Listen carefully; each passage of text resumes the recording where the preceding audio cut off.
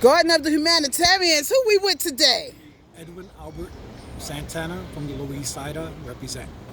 Represent. That's what I'm talking about. So what's going on? Like, what is the Garden of the Humanitarians? Edward? May I call you Edward or Albert. Albert? Like Albert. X, like Malcolm X. Oh, okay. I'm Professor Shasia Mecca. Nice to meet That's you. a righteous name. Yes. Nice to meet you, and I'm happy you're getting this recorded, because if you don't record it, never happened. There you go. Look at that. So Learn from that, children, youth, black girls and black women. Right. So our existence is very important. I've been working in this garden with one of the founders. My name is Edwin Albert Santana. The name of the garden is Garden of the Humanitarians. It's from and dedicated to the youth, dedicated to their joys, their opportunities, and their struggles in a rapidly changing society. It's in memory of Bitman John Bimbo Rivas. He's the one that named Loisaida, which is it's a name coined from Loiza, Puerto Rico. It was a cacique named Loiza. And she started in Puerto Rico. She was a leader, a cacique, indigenous word, which means leader. There was a male or female, and it was there where the Native Americans and the Tainos married each other. And it's what it was is that the Native Americans from 1493 was being raped, brutalized, enslaved, castrated. They was killing the men and raping the women.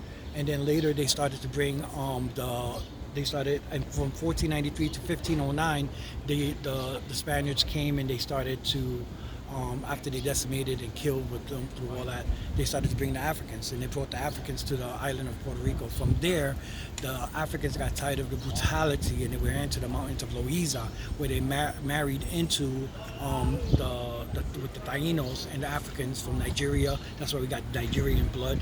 And we became one in Loiza, Puerto Rico. So if you ever visited Loiza, Puerto Rico, you see Native Americans and our abuelitas, which is African American, and Puerto Rico. So now how do I pronounce your name again? Edwin Albert Santana. Edward Albin Santana. Yes. Albin? Albert. Edward Albert Santana. Yes. So how should I address you? Albert X. Albert X. Like Malcolm X. Like Malcolm X. Yeah, the X represents the unknown. After you find your origin, you have to find your origin, who you are, where you're from, the etymology, so you can be able to move forward. Without the past, there's no future. Without future, there's no past. Without present, there's no life whatsoever. As we was talking about, what's his name?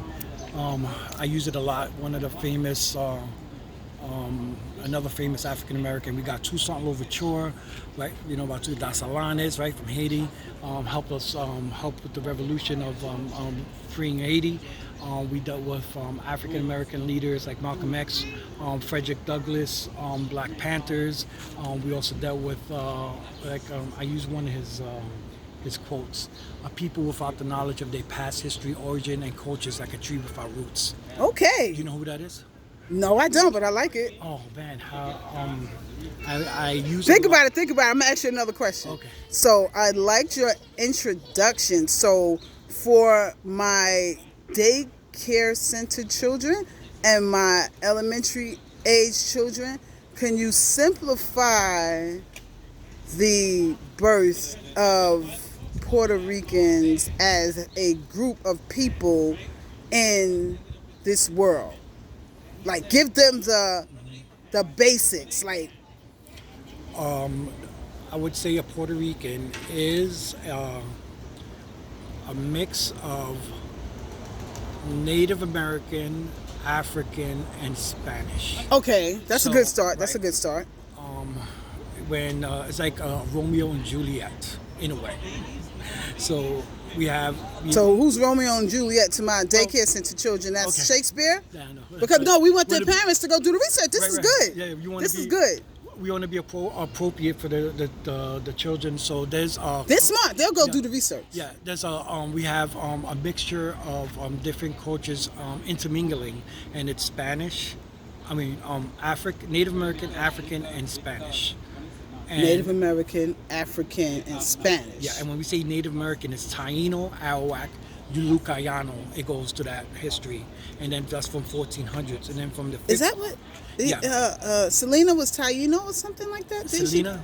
The singer that she sang Taino music. I think Selena, the one that you're talking about, she was Mexican, so she comes from the Aztec and Incas and the Mayan.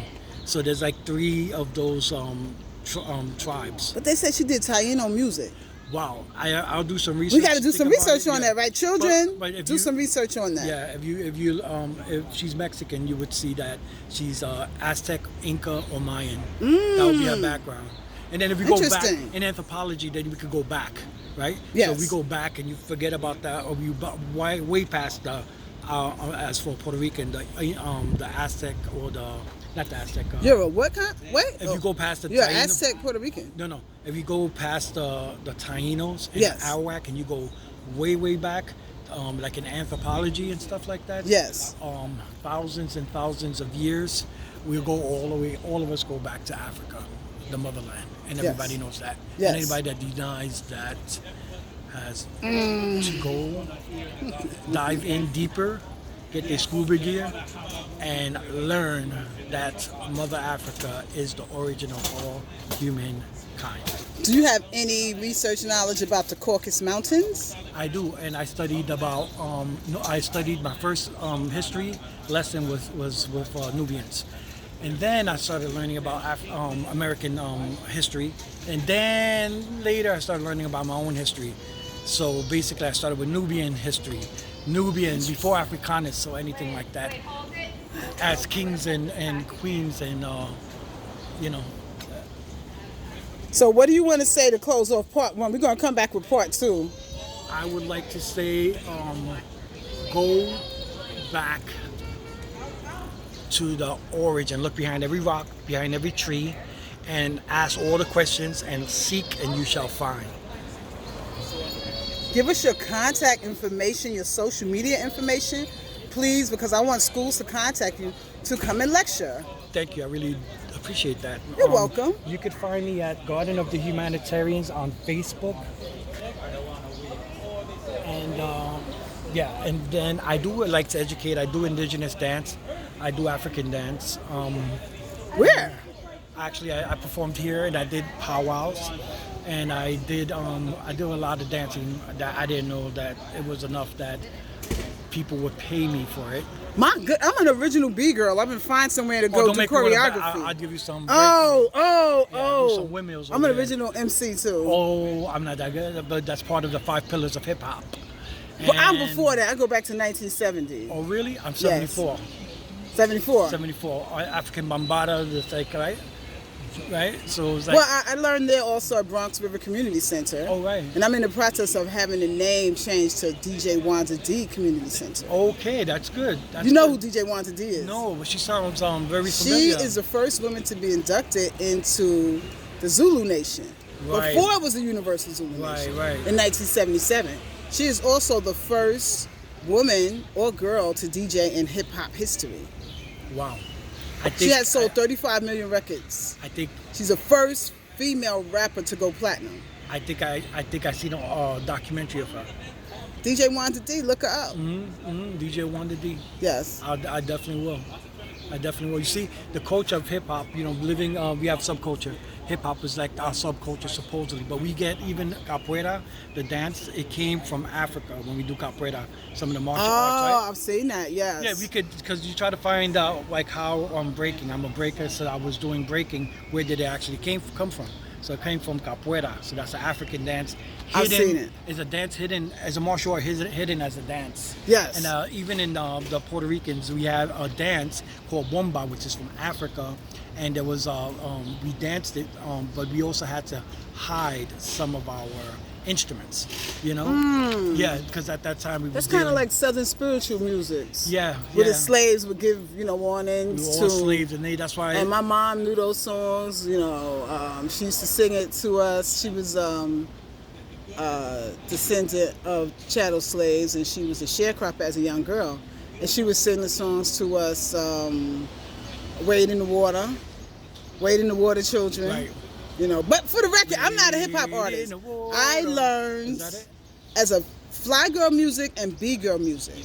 So in South Jamaica, Queens, which is the first black middle class, we were jamming. The term hip hop is native to the Bronx. Right. The music industry packaged it.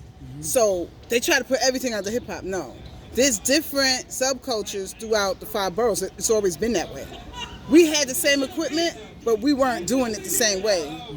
And I learned that when I began representing MC Shyrock pro bono, who, by the way, people received the key to the Bronx last week. MC Shyrock is the first female MC and the inventor of B-girl and fly girl cultures. So she is the first fly girl and the first B-girl. Now that's big.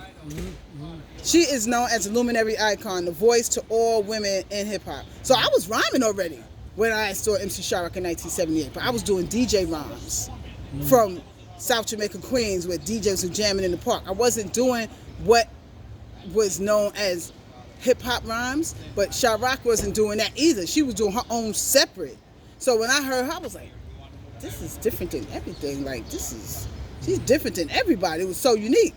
And she is the first vicious and devastating MC in hip-hop history. She is. You got Black Mothers on Duty. Black Mothers on Duty, that's my new organization, yes. I love it.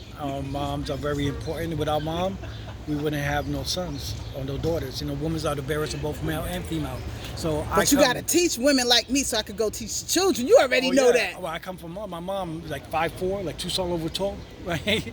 And she basically brought 8 of us up. So I got 5 sisters and 3 brothers. Oh, so you were doing a lot of teaching. Well, my mother did a lot of directing, and Yes. So mommy is very important. We need and then people need to see that. Like nowadays, they're not respecting the woman like they should be respecting them. Don't know how important it is, especially for a black woman. Well, go ahead. Close us out with that in part 1. Tell us. Oh yeah. Tell us about that. Give us the sign off on that. Our leaders, our African leaders, a lot of Hispanics get the inspiration from African leaders. They was fighting for, they was fighting in America, like Desalanes was fighting for. Desalanes and Toussaint Louverture was the first Africans that won their independence. They were black, right? Color of their skin, but they won. And Toussaint Louverture beat France, and they asked, how many people do we need so we could take over Haiti? He says, not thousands, not tens of thousands, not even millions. They were destined to get their independence. And they were fighting France, and that was Napoleon. So you got 2 short people fighting each other, and they basically beat France. Later, those same Haitians helped free America and fought, not free America, but fought for American independence. And we wouldn't have American independence if it wasn't for the Haitians. So because of the color of their skin, right, they want to oppress us, using that. But before that, we were kings and queens, going back way before America, right? And that's the type of history that they're trying to hide, And as for our women, we were Moors, right? About the Moorish history, right? The red flag, right? Yes. With the star in green. Those are the sciences, We weren't just like, we had science behind us, backing us. So when people came, they want to take from different people's cultures. So they got us blinded and to forget, and they burned the books, just like what they're doing what they're doing right now in Florida. They're taking all these books and black history and black culture, and they're trying to burn the books, just like they burned the native. They're trying to stop the woke movement. Oh yeah. Oh man, sign us off real quick. We're gonna come back. Thank you. This is our Garden of Humanitarians. The garden is from and dedicated to the youth in memory of John Bimbo Rivas. We have a stage in the back. The stage is symbolic to the garden, just like we plant seeds in the garden. On stage, we plant seeds of culture in the minds of the youth, encouraging them to play different roles in society through acting, singing, dancing, poetry, so they can find out what role they want to play in society by playing good and bad, to give them the contrast so they can propel and go forward to the type of person they want to assume in real life. So my name is Edwin Albert Santana, one of the founders, and I just want to call out Sandra Rivas and my boy Fernando De Olio for making it happen and sharing existence that we can leave this for the next generation to come.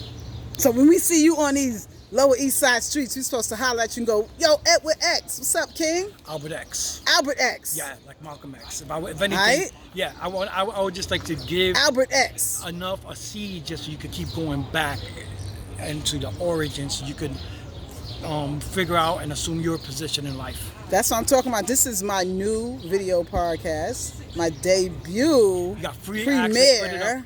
We're gonna put it up. Hold my stomach in. No doubt. Look sexy. No doubt. No doubt. the free Lower East Side video podcast. We're coming back with part 2 with Albert X. Yes. It's your girl, Professor Shasia Mecca.